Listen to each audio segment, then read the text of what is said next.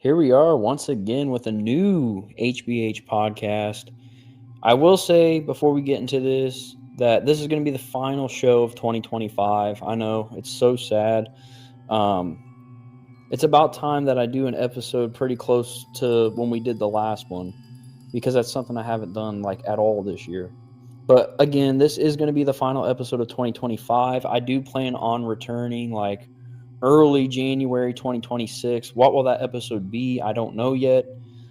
We're actually recording this episode way before its release, so it's not even that close to Christmas yet. It's actually December 13th at the time of us recording this. So I might pre-record some HBH podcast episodes and just have them ready to go for 2026.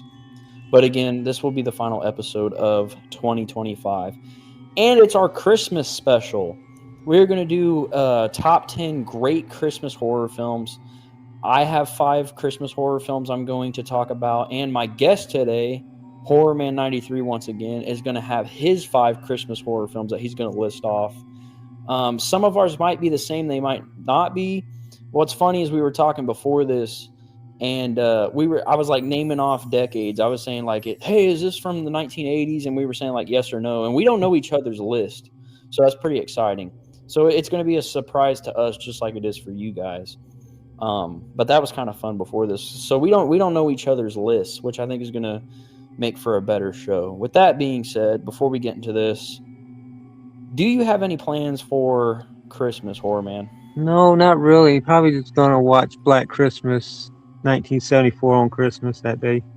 I think that's a tradition for most people is to watch Black Mhm. Christmas on Christmas. I usually try to watch it around Christmas. I don't always like have the chance to watch it on Christmas Day sometimes. So I just make sure to watch it around, Christmas as close as I can. I did watch Black Xmas 2006 recently. What are your thoughts on that? I think that's a good remake. Um, yeah, I like that movie. That's the only one that is really worthy of watching because the 2019 one was not good, and only the 74 film and the 2006 one is ones I only would want to watch again. Wasn't that 2019 Black Christmas film on the worst of the horror genre part 2 that we just did recently? Yeah, it was, It and makes it sense. deserved to be on the list. Yeah, it definitely deserved to be on that list. It is a very terrible movie, probably one of Blumhouse's worst. Or what'd you say, Bloom Hunt in that podcast? Bloom Hunt. Yeah, Bloom Hunt. Yeah. But today, like I said, I got whoa.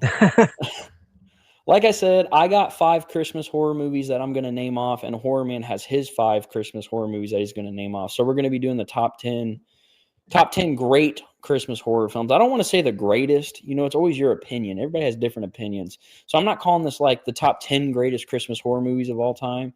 I'm just calling it like top 10 great Christmas horror films. Yeah. So with that being said, I'm going to go ahead and start this one out. Okay. The first one, well, we're going to go from number 5 to number 1.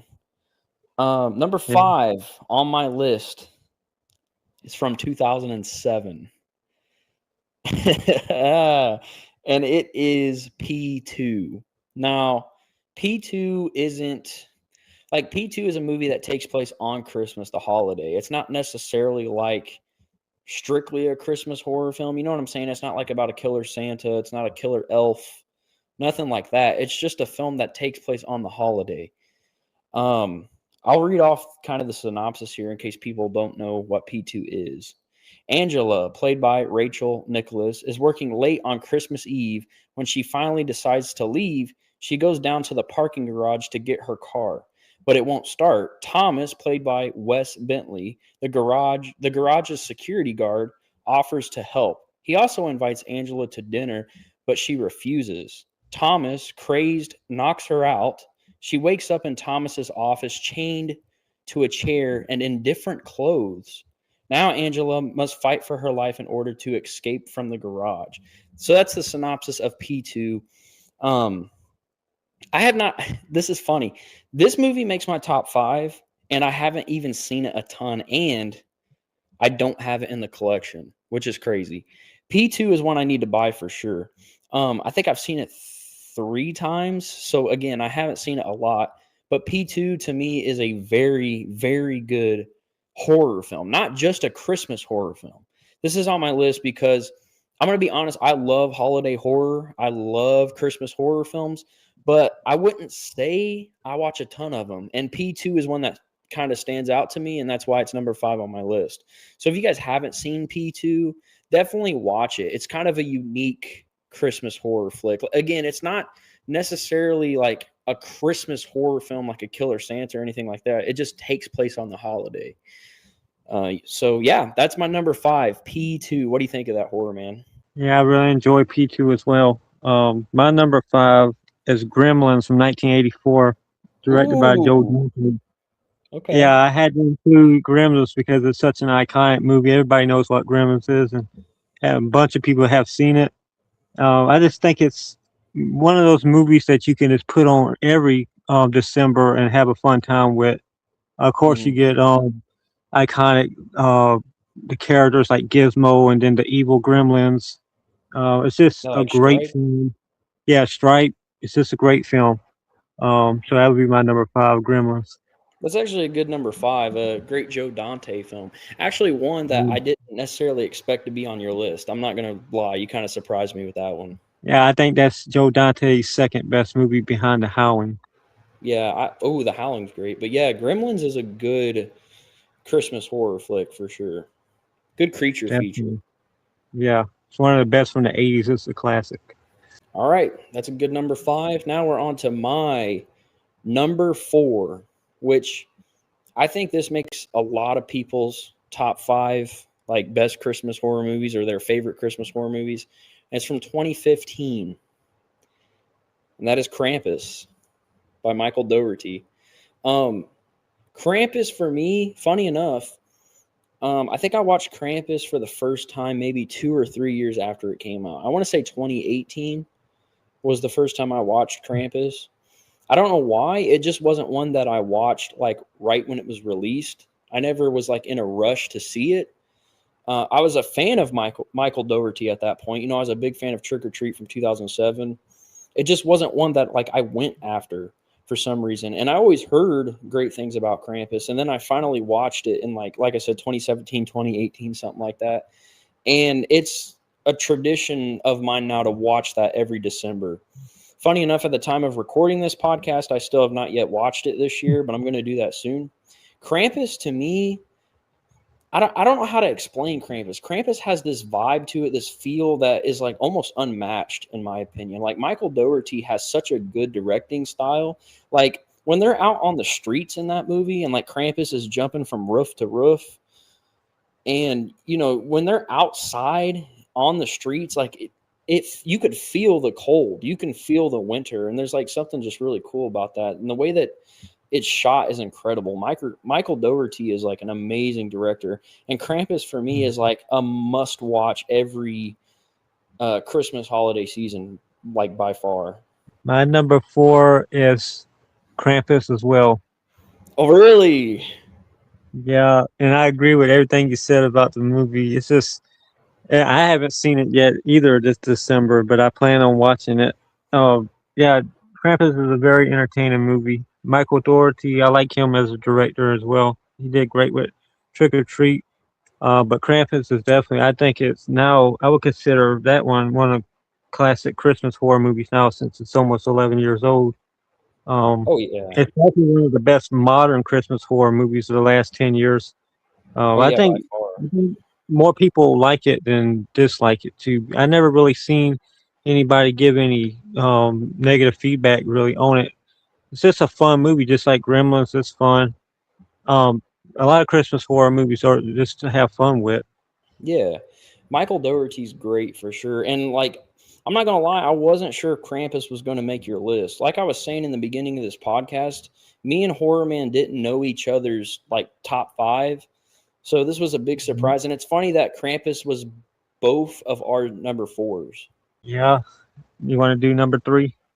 All right, I'll do number 3. I know for sure that my number 3 is not your number 3. There's no way, because I'm probably the only one who has this movie in their top 5. And I'm not going to lie to you, I can't remember what year this came out, so I'm going to have to look it up real quick. Um, My number 3 is by Joe Bagos, and it's 2022's Christmas Bloody Christmas. I know that's going to come as a surprise to a lot of people because yes, it's a newer horror film, a newer Christmas horror film that some of you probably don't even know existed until right now. So with that being said, go watch it. Like honestly, go watch Christmas Bloody Christmas now. It is a fun modern day slasher film. It's about a robot killer Santa, basically. That's all you need to know about the movie. If you're a Joe Bagos fan, you know his style, you know his films are very colorful, and Christmas Bloody Christmas is definitely very colorful. It's very much Joe Bagos, which makes sense. That's his film. And I can't express like how fun that movie was the first time I seen it. And now again, it's like a staple for me. I watch it every Christmas holiday season, and I've been doing that since the release of the film. Um, Horrorman, I don't think Christmas Bloody Christmas is your number 3. I don't even think it's in your top 5. It's probably not in a lot of people's top 5 because that's just kind of a bizarre one. But I'm not kidding. Christmas Bloody Christmas is like a staple for me now. No, it's not in my top five, but I agree. Christmas Bloody Christmas is a good one. That one, it reminds me a lot of the Terminator. I think it's where it took its There was a influence yeah, from. yeah. Joe Bagos, he spoke on that. I think Terminator was a big influence for that film, which makes sense. And I think he also Mhm. said, I could be wrong, so don't quote me on this, but I think Joe Bagos at one point he was interviewed or something. He said that he always like dreamed of doing a Killer Santa movie. Basically, I think he said that. So, and of course, that came true, and I think he did a great job with it. It's a great modern day Yeah. Christmas slasher film. I think Joe Bagos overall, he's a pretty good director. I like his movies that I've seen from him. Yeah. Yeah, it's not in my top five. My number three is P2 from 2007. Oh, Um, wow. See, I so wasn't expecting that. it's on your list as well as it's on mine. Yeah, P2, that's one of the most unique Christmas horror movies because it takes place all in just one location in that parking yeah, garage. And I think Wes Bentley and Rachel Nichols get great performances in that movie. yeah. Especially Wes Bentley because like he was legit like crazy, Psychotic. psychotic in that movie, going after that girl, and she had nowhere to run because she was in that one place. Yeah. And that's why I do want to watch it again because I've only seen it once or twice as well. Isn't And I that weird? don't. I know it's in my top five, but I have not seen it many times. But I think it's worthy to be in the top five Yeah, see, that's because that's the there's no same here. other Christmas horror movies like that one. It's unique. Yeah, it's very unique. That's the same with me. Like I said earlier when I mentioned it, it's one I haven't seen very much, and I don't even own it, but it's in my top 5. And the reason I put it in there, I think it might be the same for you. It's probably the most unique Christmas horror film I ever seen, and it's very good. Like it's one of those Christmas horror films where yeah, it takes place on the holiday, but you don't have to watch that movie around Christmas. It's not like one of those movies where it's like, Yeah, it's oh, not I just watched this. overdone. Yeah, it's not like I gotta watch this movie because it's around the season. I mean, of course, it makes sense to watch it around Christmas, but you can watch that movie in the summertime, and it's still a great horror film. That's why I love P2. I had to put it in my top 5 because originally, when I was thinking of my top 5, I will say this. I'm just gonna say this now.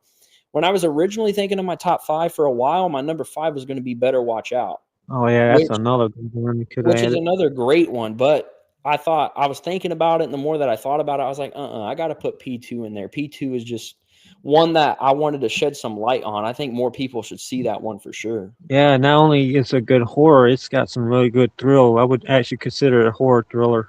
Yeah. Yeah. No, what's your number two? Number 2 on my list. I don't think it's going to shock anybody because I No. think this is a lot of people's number 2. And we kind of talked about this a little bit. I think our number 2 is the same. I could be wrong though, but I think our number 2 could be the same. And number 2 on my list is gonna have to go to How the Grinch Stole Christmas. Definitely by far one of the scariest. No, okay, no, seriously. Number 2 on my list, Silent Night, Deadly Night, the original. Like obviously that's going to be in my top 5. I think that's in everybody's top 5 like favorite Christmas horror films. it's a great slasher. I mean, that's one where you can watch it out of season, but it's one where it's like you have to watch it around the Christmas season. It's a good slasher film.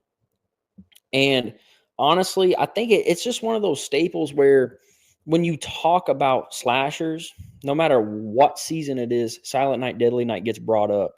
So, I mean, people has talked about this movie a million times on YouTube, Spotify, anywhere you go. Anyone who's talked about movies, especially Christmas horror films, has mentioned Silent Night, Deadly Night. So I don't really know what I could say about it that hasn't already been said. Other than if you haven't seen it, obviously watch it. But Silent Night, Deadly Night to me is definitely the second best like Christmas horror film of all time. My number two, Silent Night, Deadly Night as well, Yep.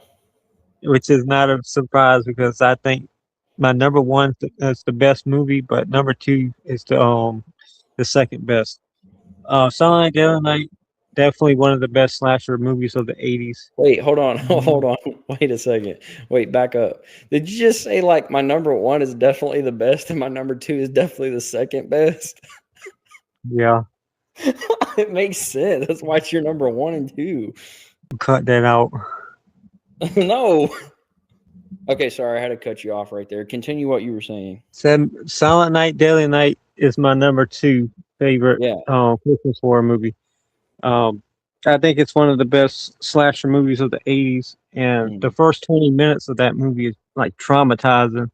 When Billy goes to see his granddad, Yeah. and the granddad's like quiet around his parents, but once the parents leaves, he starts talking and starts Yeah. freaking Billy out. Like Christmas Eve is the evilest night of the year, Yeah. and meanwhile you got a Santa Claus out there robbing gas stations, and they're on the way back home, and you Yeah. know his family gets murdered right in front of him, so that really messed him up for life. Yeah. And yeah, I don't see how Silent Night, Deadly Night couldn't be in anybody's top five or two favorite Christmas horror movies. It's really good. That I actually Mm, want to touch on that a little bit too. The opening of Silent Night, Deadly Night, like when Billy's parents die when they get killed. I think what yeah, makes not just I'm not just speaking on Silent Night, Deadly Night. I think what makes certain slasher movies so great, like Silent Night, Deadly Night, is how realistic it is. That's what I makes that agree. first 20 minutes so scary is the fact that that could really happen.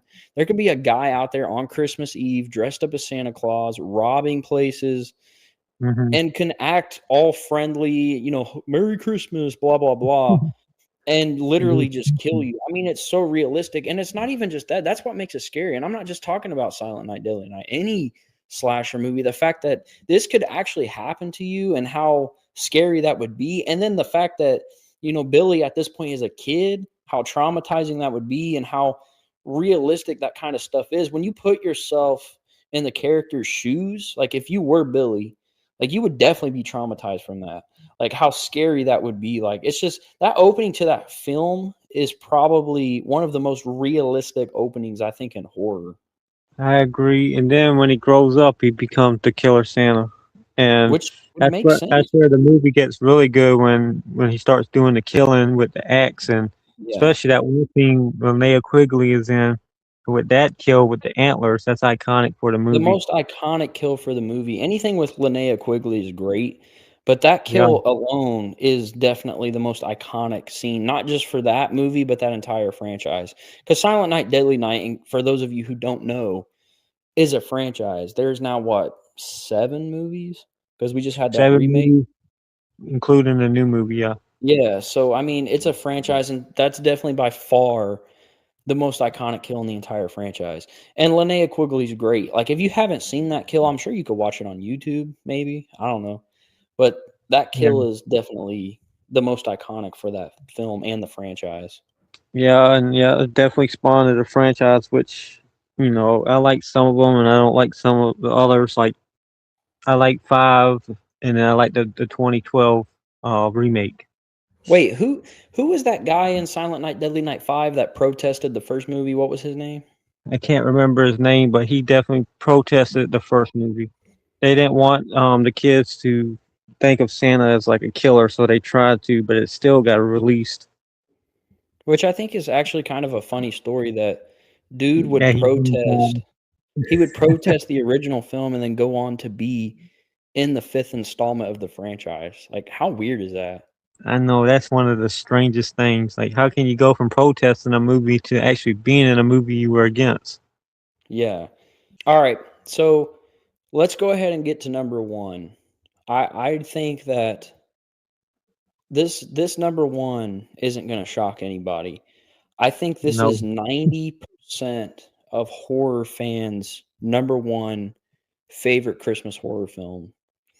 And that's going to go to 1974's Black Christmas by Bob Clark, which funny thing is Bob Clark also directed A Christmas Story. yeah, I always thought that was kind of funny. A Christmas Story is a great Christmas film.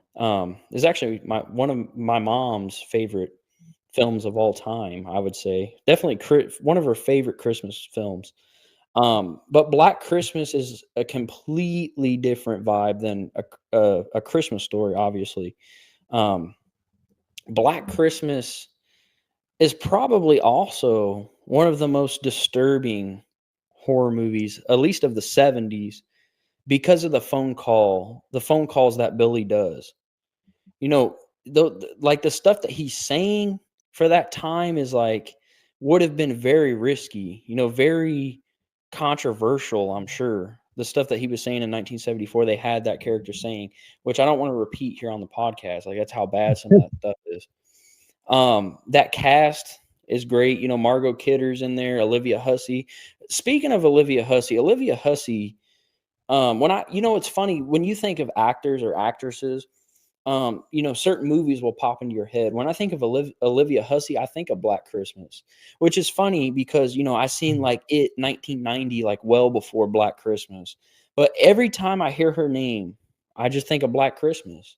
yeah. I've seen it 1990 before Black Christmas as well, and she was in Psycho 4. Yeah, but I think Yeah, maybe she her was. most known one was Black Christmas, and Black Christmas is my number one as well. It's really not a surprise because I think Black Christmas is the best Christmas horror movie ever made. Not only that, I think it's one of the best horror movies of the 70s. Um, Mhm. it has everything. It's creepy. The POVs.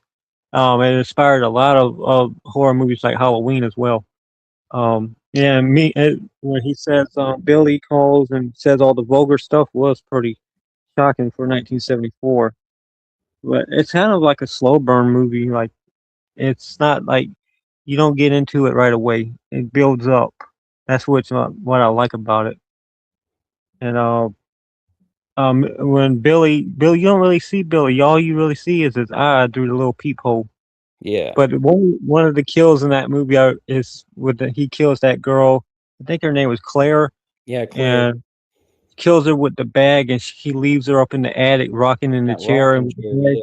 Yeah. That's a very iconic imagery for that movie. Hmm. But I don't think any Christmas horror movie has come very close to that one. Only one I would think is Silent Night, Deadly Night. All the rest, they don't come close.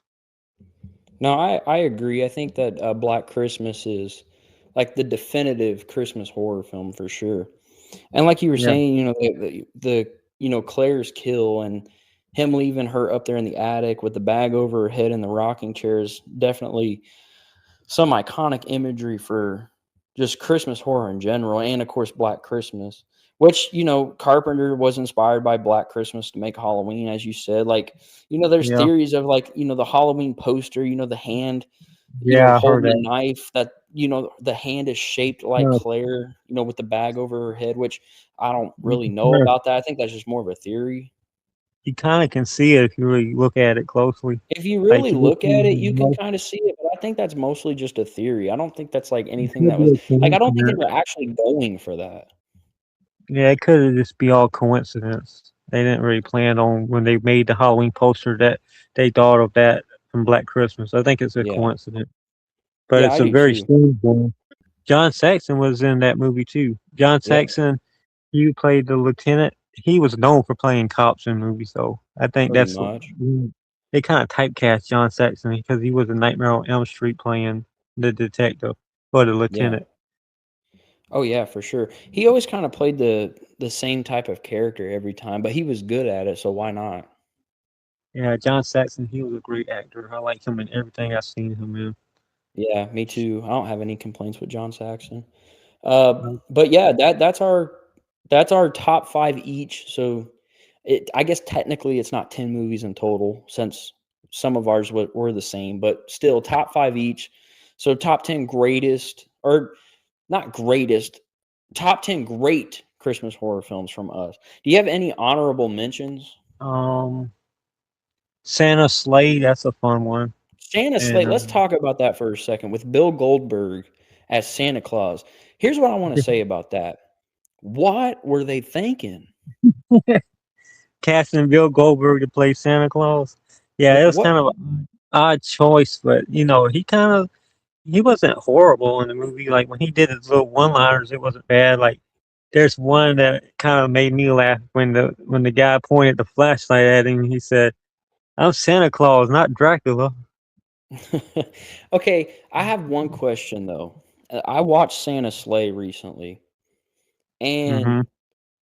maybe I just wasn't paying attention enough because sometimes when I'm watching movies like Santa Slay, sometimes it's just kind of on in the background. You know, you're kind of doing other stuff, you kind of just have it on in the background.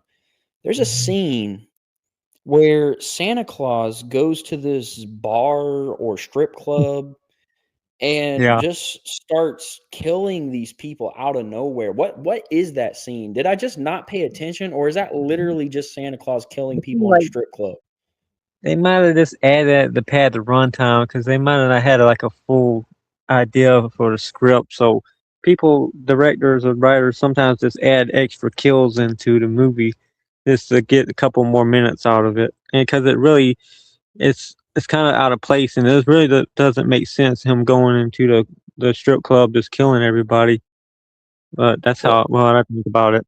well, that's what I'm saying. Like I know directors that they'll add stuff in to add more kills or to get the runtime a little longer, but it's like that was the most random scene I've ever seen in a movie. Because I remember I was watching it, and then out of nowhere, I'm Yeah, like, "Wait a minute, why is Santa Claus in a strip club killing people?" I was like, "What does this have to do with anything?"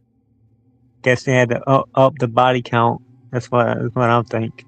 You know, I Because just thought I have a there's no other explanation I can give you really about that scene. Just up the I body have count. I have another honorable mention that is also probably as bad or worse than Santa's sleigh. And it's called Cannibal Claus. I think it was a Screambox exclusive, and Never seen it. that movie literally has no plot at all. It's this guy that's just being weird. Um, I don't even know how to explain it. It's an honorable mention because I remember it being so bad, but for some reason I kind of had fun with it. So if you want one that's kind of fun and bizarre and just kind of like just out of nowhere, watch Cannibal Claus. That's my honorable mention. One that I don't think people would think of, so I thought I'd throw that in here. I said I haven't seen that one, so I don't know. I didn't see it. I didn't think of it Yeah, as it's an honorable mention. you're not missing much with that one. Like I said, there's really nothing to it. But that's my honorable mention. And that is the end of the HBH podcast Christmas special. Also, the last movie of 2025. The last movie of I literally just said the last movie of 2025. Last podcast. The last podcast of 2025. As I said, early January 2026, I'm going to come back with episode 30 of HBH podcast. Can you believe that? 30 episodes in early January 2026. I don't know what I'm going to do for it. I'll try to think of something pretty big, but I want to stay consistent. I mean, I've done pretty good so far with the end of 2025, I think. Um, there's things that I've probably put out that I don't even know is out yet because, again, we're filming this on December 13th. So this podcast was made well before you guys are hearing it. So with that being said, if you guys did enjoy this episode, please leave a like and subscribe. Follow me on Instagram. That'll be down in the description. Follow Horrorman93 on Instagram. And with that being said, we'll see you all in 2026.